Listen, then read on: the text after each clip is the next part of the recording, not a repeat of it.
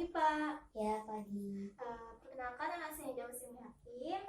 Bapak dipanggil saya Nida. Di sini saya bertugas merawat Bapak dari jam 7 pagi sampai jam 12 siang. Sebelum itu, bagaimana Bapak bisa memperkenalkan dirinya? Nama saya Rifki. Baik, Pak Rifki. Bagaimana keadaan hari ini? Saya merasakan sesak, batuk, dan dahaknya susah dikeluarkan. Bapak merasa dan batuk, dahaknya susah dikeluarkan. Kalau seperti itu, tindakan hari ini kita akan lakukan latihan untuk efektif. Waktunya sekitar 10 menit dan ditata di ruangan ini. Tujuan dari kegiatan tersebut untuk memperlancar jalan nafas Bapak dari Bapak, lalu mengurangi rasa sesak pada Bapak. Apakah Bapak bersedia? Iya. Kalau begitu, izinkan saya untuk menggunakan handphone terlebih dahulu ya, Pak. Iya.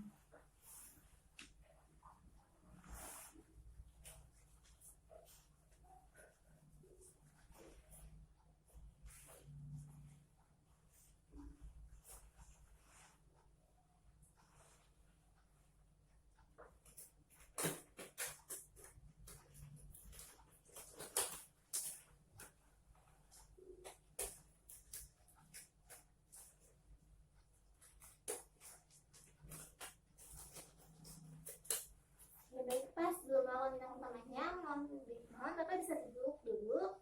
Mari saya bantu. Oke. Pak bisa jalan, Bapak. Bapak. Oke. Sudah terasa nyaman? Iya, sudah. Begitu saya letakkan handuk dulu ya, Pak.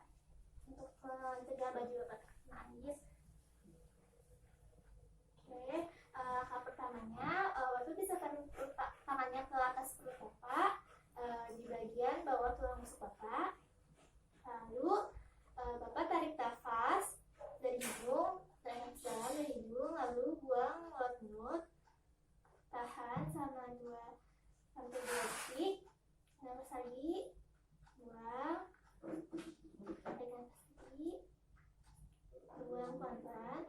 Nah, setelah itu Bapak bisa batuk menggunakan otot perut Bapak, batuk dengan kuat ya, Pak. Oke. Oke, Bapak bisa melakukannya.